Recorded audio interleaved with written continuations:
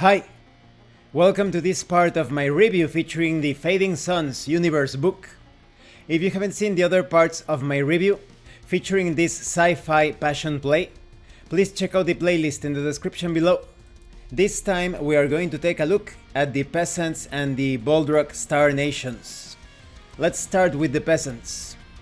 On some worlds, the decline from fully enfranchised citizen of the Second Republic to feudal serfdom, chained to the land, occurred in only a few generations. Fear of economic upheaval, terrorism, and war led entire continents to surrender their liberties for the illusion of safety. Of course, in most instances, the main threat actually came from those promising security. Now the average peasant spends his time toiling on his lord's lands, raising crops that officially belong to the noble. The same is true for those who mine the ore, fish the seas, and craft the tools. In some places, even more skilled jobs are the role of serfs, so long as they do not require special church dispensation. This class makes up 90% of the people in the known worlds. Even League worlds are populated by serfs, though they may have different titles and a few more freedoms. During the Emperor Wars, the peasantry bore the brunt of the hostilities. Their fields turned into battlegrounds, the lords conscripted their sons and daughters, and their taxes rose to pay the unending costs. Nobles, protected by their energy shields, made sport of killing them. Still, the Emperor Wars gave some peasants hope. Tale of peasants granted their freedom after some great deed of valor abounded. Many were untrue, but it did happen. In addition, the Emperor Wars gave more peasants the chance to travel than ever before. Desertion, even with death as its punishment, happened more often than any noble cared to admit, however. The muster constantly needing veterans became a haven for many runaway peasants. The chance of armed marauders plummeting from the sky, taking what they could and burning the rest diminished. In some places, especially in the new imperial lands, this has been the case. In others, however, little has changed. Now, when it comes to the Vuldrok Star Nation, following the marriage of Emperor Alexius to Freya Eldrit's daughter, numerous Vuldrok peoples are being assimilated into the known worlds. This inaugurates a difficult period of adjustment for both cultures, but one many are trying to honor, lest the Pax Alexius be disturbed. The Vuldrok Star Nation is a loose confederation from worlds far off the jump web map of the known worlds. Feared throughout the known worlds, the Kurga Caliphate and many independent planets for their devastating raids and incursions, the Vuldrok are believed by most of their prey to be a united confederation. This perception is just that, optics. The Vuldrok battle each other for territory and riches as often as their enemies beyond Vuldrok space. They began during the diaspora as small bands of people, disdainful of centralized authority, settling their worlds with utopian socialists and pirate societies, among others, desiring to retain their old customs and beliefs against what they felt to be the totalizing monoculture of the core worlds.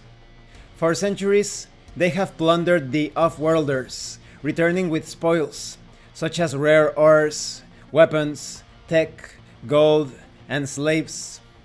Now they face a resurgent known worlds led by the military might of Emperor Alexius. With his dowry of Hargard, some Vuldrok call for armed unity against the intrusion. Others seek alliance with the Emperor for their own ends, whether that's to settle old scores or increase their dominions. The Empire's most pressing foe among the Vuldrok is Thane Sigfadir, Firestorm of Hargard. Once the terror of the space lanes, now old and blind, Sigfadir continues to rule the continent of Ostmark, rejecting the incursions of the Empire onto the planet. In this he has an ally, Captain Jondo Kada of Sokin, current leader of the Seattle Nation on Wolf's Lament. The Vuldrok are a conglomeration of many diffuse peoples and cultures, united by shared beliefs and values. The Vuldrok peoples are divided into 6 peoples in total, or nations, with alliances and conflicts that constantly shift. Each nation is representative of a culture and people with unique traditions spread over Vuldrok space. You have the Drenjar nation, mostly resembling the cultures of Old Earth Vikings. Then we have the warriors of the Lakal nation Vuldrok, who honor the spirits of their worlds.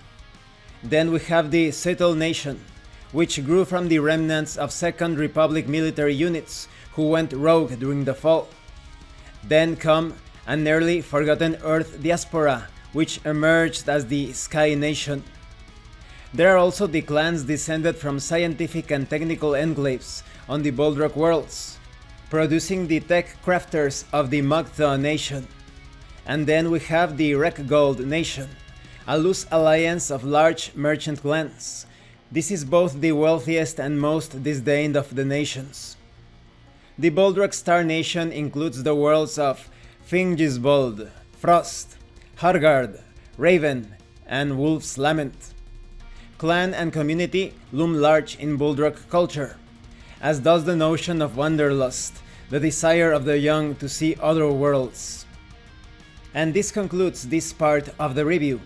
In the next part, we are going to take a look at the Kurga Caliphate and the Lost Worlders.